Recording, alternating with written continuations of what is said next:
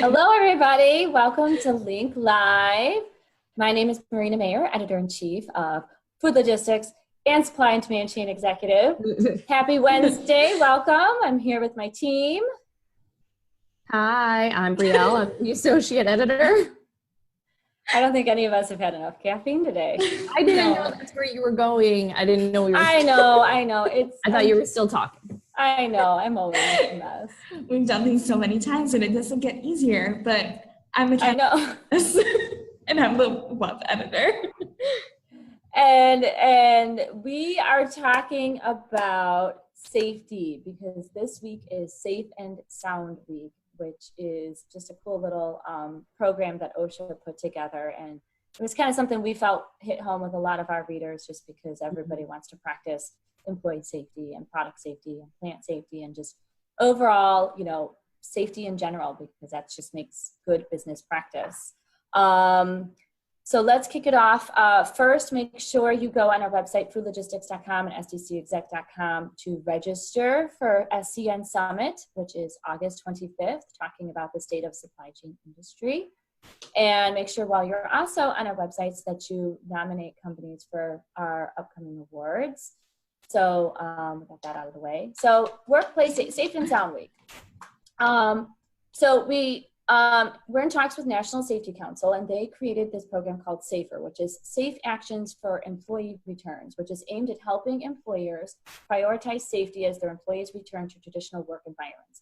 And that's kind of the theme for the Safe and Sound Week because, employees are coming back to work, which in some cases buildings have been shut down or it was very minimized. You're trying to protect your people amid a pandemic.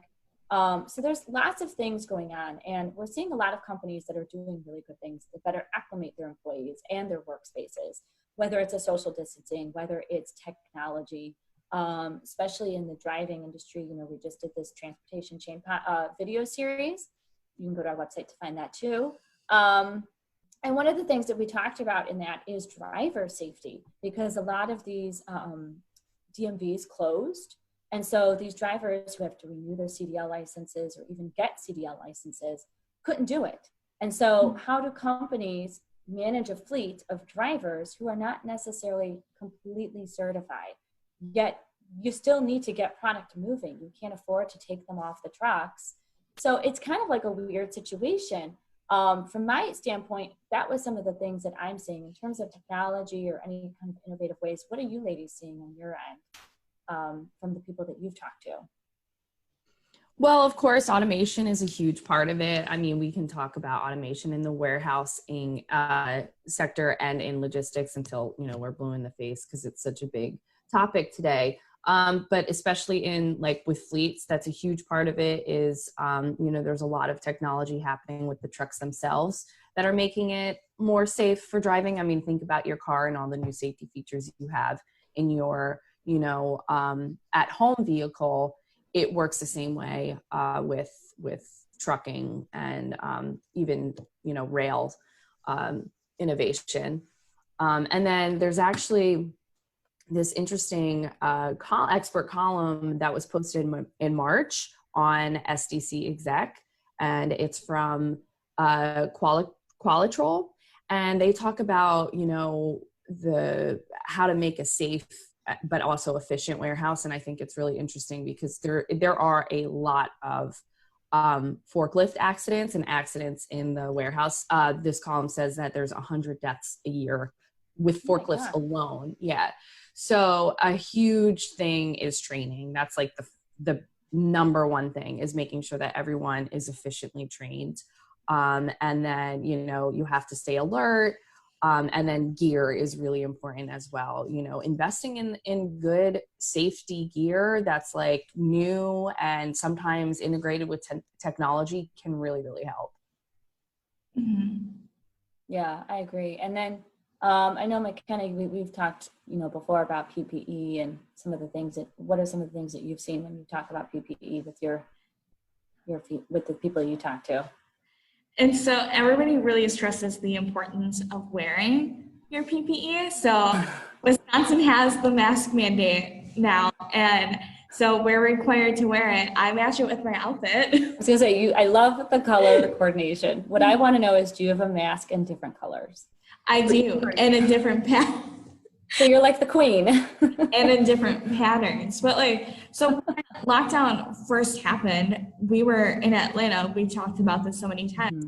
By the time we got home, all the masks were sold out everywhere. Yeah. And so I just didn't go outside because I didn't have a mask at all. And like, you can use the bandanas, but it's not as safe. But everybody that I have talked to has stressed the importance of sanitizing, maintaining the social distance of 6 feet apart, and then just to like wear your mask correctly, because there's still so many misconceptions of it, of like, can you have your nose out? Can you just like, can it be too small or can it be too big? And that is definitely a thing. Like, I have a large head, and so I ordered a mask in a size large because I guess they do that, but it was like falling off my face, and I knew that it wouldn't protect me at all. And there's those masks, I think it's the N95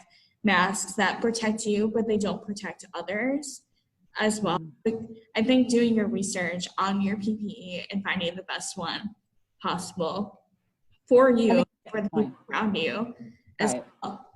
From my research, the N95 is the best, and it does protect other people and you to an extent. Oh, those are the ones I use, but they're not cute and they don't match your outfit. Well, for the reusable mask, so I got a 5-pack from Old Navy. I was gonna say, those are Old Navy, because I have a bunch of Old Navy. That's all. I have to wear the kids' Old Navy mask. All right, so small head Marina and then big head McKenna, but because they're the only ones that fit. So I match my kids. But also, like, they're reusable, but you still have to wash them. You still have to wash them. And I don't think people are thinking about that. Right. And people keep on buying so many of them because they get gross, but you can wash them, hang them to dry. Don't put them in the dryer, but you have to wash them on a regular basis. So my boyfriend is a teacher, and there is this thing floating around on social media a few weeks ago as schools were making their decisions on whether to go back or not. And this Twitter user gave advice on what to do with the masks and how often you should wash them. She said, wash like 3 of them every other day, just so you have different, so you can use them at different times. That's interesting.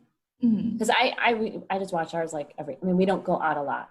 So when we do go out, it's like, I just wash it immediately the next day. But again, we have like 7 5-packs of them because we didn't know what was going on with schools. We didn't know if they were going back. We tried to plan ahead, and now we have like 25 masks. So I'm curious to like what a health expert would say about this. Like, how often can you wear the same mask, a reusable mask, before you have to wash it? Yeah. Unfortunately, there's like way varying opinions, and no one really has a clear answer. I mean, everyone's opinion is different. It's just a very confusing time. Right. It's just like, so that sanitizing your mask, sanitizing your hands, but also like, because you're washing your hands and you're using hand sanitizer so often, your hands are going to crack. And that was one of the first things that my friend told me right away. She was like, you have to moisturize. Once the Wisconsin mask mandate went in, she's like, just moisturize as much as you can on your face, on your hands, because that's true. If you have open wounds, you're going to come into contact with something, and you could get sick. Not saying that you could get sick with COVID, but you could just get sick in general. I don't know. I think it's interesting that you found a mask in that color, because it's such a unique color. So I just think that's hilarious to me. Mustard. I like that. Yeah, it's very autumnal.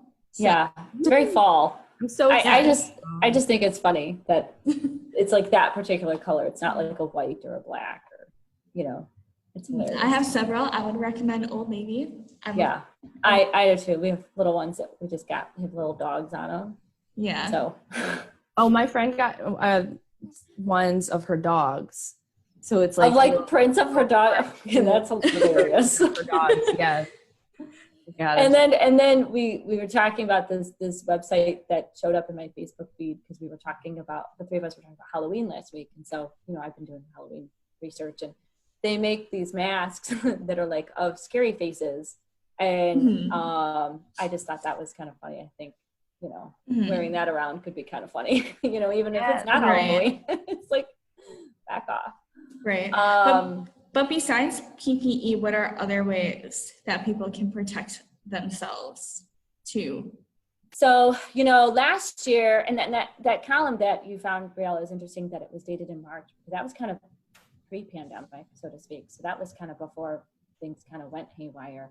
But I know like last year, a lot of the issues with a lot of these plants was plant security, plant protection, how to protect people from like intruders coming in. We heard of, there were a couple of facilities where workers got laid off or fired, and they came back and they started shooting people, and, they had access to the building. So plant safety was a big thing last year, in installing thumbprint things, especially when you're dealing with food, and you're separating the allergens from the non-allergens, certain employees can't cross over to other sides of the facilities for that reason. So that was a thing of last year. I think this year obviously is people. But at the same time, it's still plant. You still have to make sure your equipment is sanitized and cleaned and washed. Companies are, from what I've heard from people, these food manufacturers especially, and even the pharmaceutical manufacturers, they've implemented more rigorous cleaning schedules. So it's not just every other day, it's every day. Well, just look at the grocery stores. All the grocery stores are closing earlier so that they can sanitize everything. Right. And even before my kids' schools went to all e-learning, there was a hybrid option, which we opted into. And so the day and every Wednesday, the school would shut down. It would be e-learning for everybody. And that's when they would clean and sanitize. Wow. And then they would clean again on that Sunday before the kids returned. So, that's like, and they implement it. And I compare it to, if it were a facility, like they weren't allowed to use their lockers. They weren't allowed to share desks. So they had to literally walk around with a backpack full of stuff, and that was their life. Everything was in it. They couldn't do anything with it. But then you think about things like shoes. I've been in facilities where you've had to rinse your shoes. You've had to change your shoes and put on like specific work boots. Right. I would imagine with rubber soles and the data that we've seen carrying, the spores of the coronavirus on it, like I would imagine that would still be something that they would be implementing, or at least following through on. And again, back to the truck driver thing, I've seen a lot of things where, they're implementing technology that literally tracks the package itself and shows you results of how many people touched that particular package with fingerprints. And I think that is so key. And I know we have talked about this on previous lives, because it's key when, people do get sick and you have to do the contact tracing backwards. Well, it leaves a trail of here's the 10 or so people that touched this package. You may want to let them know. Right. So I don't know. I thought it was kind of interesting. And obviously COVID, it just adds this extra element of risk. And, in terms of employees' tasks, I feel like employees' tasks have changed to some degree. I mean, all of our jobs, everybody in the industry, regardless of where you sit, your job has been impacted by this. It's been upended. I mean, we're all doing things we never were going to do back in March. Right. I'm a traditional print journalist. I've never sat in front of a video and talked to people. I know, we couldn't have ever dreamed about doing L.I.N.K Live. It was exactly. Yeah. So it's opened opportunities at the same time, it's opened opportunities for other companies. And so, when it comes to like maintaining workplace health and safety, there are a lot of people that are still remote, but they are people like, our Wisconsin office who are still bringing people back in. So, Wisconsin, they implemented the mask rule. Was that Harvey or Tanner? They did not like our conversation. What do you see? McKenna, you're in the office. Briellle and I are remote. From your vantage point, how do you compare working in the office now compared to how it was, back in February? I think everyone is a little bit more timid. I don't know if that's the best word, but like used to just like burst into people's office and sit down right next to them and talk to them. Well, now we all like stand in the doorway and just be like very respectful. It's so different because we're journalists and we can work remotely. So that wasn't a huge transition for a lot of people. But I think the talking aspect, or I wouldn't even say the community aspect, because we still see each other, we still talk to each other, but we're keeping our distance their time. And that's the hardest part. And I think that is something that people are really struggling with during the pandemic, is like mental health, emotional health, and that goes Safe and Sound Week, because like you're having this global pandemic, which is having an effect on every single person.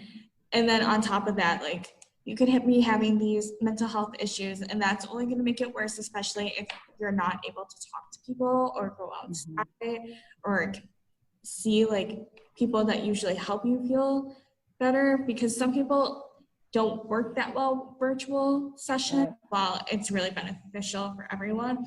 And so that's another part of Safe and Sound Week. It's just like taking care of yourself mentally too.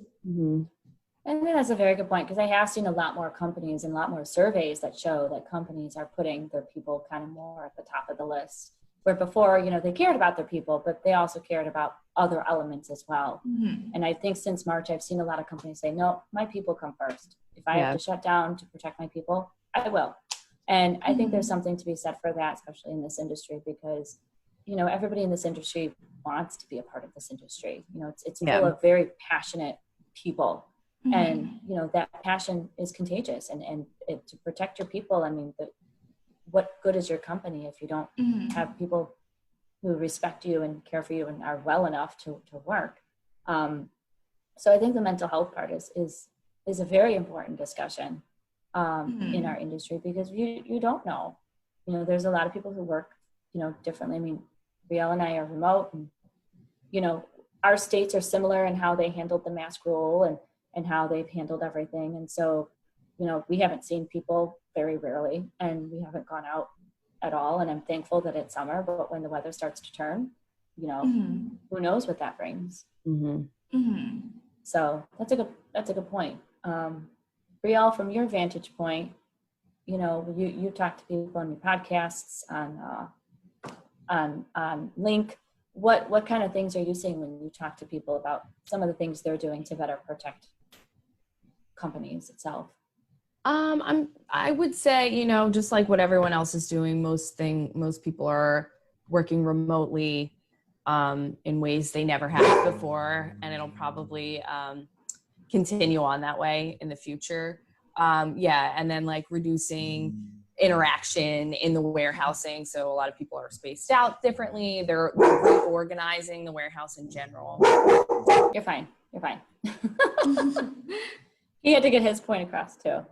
So I think worker safety is important. I think employee safety, it's all the same. Equipment safety, product safety. You know, product safety is interesting too, because, you know, there for a while, FDA wasn't allowed to go on site and do audits. That's not the case now. I think that has started to change, and we touch on it a little bit in our, well, not a little bit, we will be touching on it in our Food Logistics October issue on risk mitigation. But, you know, some of the things I've heard is that puts a little, you know, extra onus on the companies, you know, whether they're producing food or pharmaceuticals, even anything that requires any kind of, you know, credibility to it, you know, puts the extra onus on them, because you don't want recalls, you don't want bad things to happen, you don't want to hurt people or make them sick. And so, you know, in addition to a pandemic, they're dealing with things that are common day-to-day occurrences. So one thing I think that's really interesting, that, I mean, there's a lot of tech and automation happening in the warehouse and logistics, but you know, artificial intelligence is pulling all of that together and kind of reorganizing the business. And you think of that in terms of, you know, predicting your business, where you can have better ROI and, you know, reducing your bottom line. But another way is looking at all of the warehouse, and where there's common pain points and where there's common slips and falls and injuries. And they can kind of reevaluate based on that. Interesting. So yeah, it's really interesting to see the way machine learning can help us in so many different ways, and it could really reduce a lot of injuries. Right. Interesting. Mackenna, were you going to say something? Well, I was just wondering if automation could eventually take over the places where falls happen the most. So there are a lot of ways, that the robotics companies themselves, most of them, they know that people are scared of having automation replace their jobs. So they're trying to help companies find ways that the robotics systems can work for them and help them instead of just replacing jobs. And so one of the things that they really push when they are working with companies is like, look at where, situations like that are happening, and how can we stop that? Like, how can we use these systems to stop injuries? And then another thing is ergonomics, like reducing jobs that are super repetitive and are injuring workers, not in terms of like, oh, slips and falls, but like doing that motion so many times is so stressful on the body. Could a robot fit in here and help the situation a little bit better? Right. Yeah. No, those are good points. I think it'll be interesting to see how the rest of the year, pans out with the way companies handle things, especially if another resurgence comes. I think, this industry has done a great job of beating the odds and kind of keeping things moving. So, we thank the industry for that, everybody that's involved. And just keep protecting those people and the product and the plants. So for more Safe and Sound Week information, you can always go to foodlogistics.com, sdcexec.com. You can, while you're on there, register for SCN Summit, August 25th on State of the Supply Chain Industry. We have some great speakers. You can go on there and nominate some awards, and you can sign up to receive our e-newsletters. You can follow us on social media, and you can also find some valuable expert columns on these and other discussions, as well as articles and research reports and case studies. So we have everything. Yes. We're the place to be. Yes. So thank you, ladies, for your insights and input, and thank you, everybody, for viewing. We'll see you again next Wednesday at 11 a.m. Central. Thank you, everybody. Be safe. Bye. Bye.